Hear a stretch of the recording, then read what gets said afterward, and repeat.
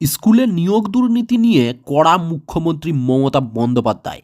কেউ জেনে শুনে ভুল করলে আইনের পথেই চলবে, রায়গঞ্জ থেকে কড়া বার্তা দিলেন তিনি।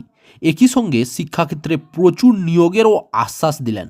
মঙ্গলবার উত্তর 24 পরগনায় রায়গঞ্জে পরিষেবা প্রদান অনুষ্ঠান ছিল মুখ্যমন্ত্রীর। সেখান থেকেই নিয়োগের ক্ষেত্রে ভুলভ্রান্তি নিয়ে কড়া বার্তা তাঁর।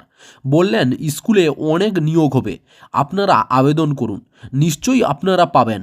এক আধজনের ছোট্ট একটা ভুলের জন্য মমতা আরও বলেন, মনে রাখবেন, একসাথে থাকতে হলে থালাবাটিতে ঠোকাঠুকি লাগে, তারপর আবার ঠোকাঠুকি ঠিকও হয়ে যায়।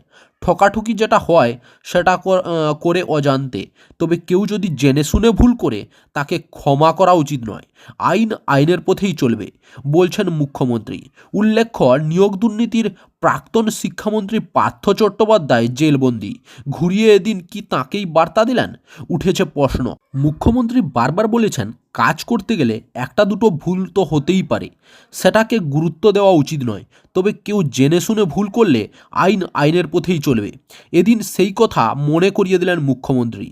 এদিন সভা থেকে বিজেপিকেও নিশানা করে মমতা তার অভিযোগ, মানুষ কি খাবে কি পরবে তা একান্ত নিজস্ব পছন্দ, কিন্তু বিজেপি শাসিত রাজ্যগুলিতে মাছ ডিম মাংসের দোকান বন্ধ করে দিচ্ছে। চাকরির খবর থেকে শুরু করে নিয়োগের খবর থেকে শুরু করে ঝড় ঝঞ্ঝা, দেশ বিদেশ, রাজ্য, জেলা এবং আপনার শহরের খবর একটা চ্যানেল আমাদের newsbangla.com-এ সবার আগে আপনারা পেয়ে যাবেন। তাই চ্যানেলটাকে অতি অবশ্যই সাবস্ক্রাইব করে পাশ থেকে বেল আইকনটা ক্লিক করে অল নোটিফিকেশান অন করে রাখুন। জয় হিন্দ, জয় ভারত।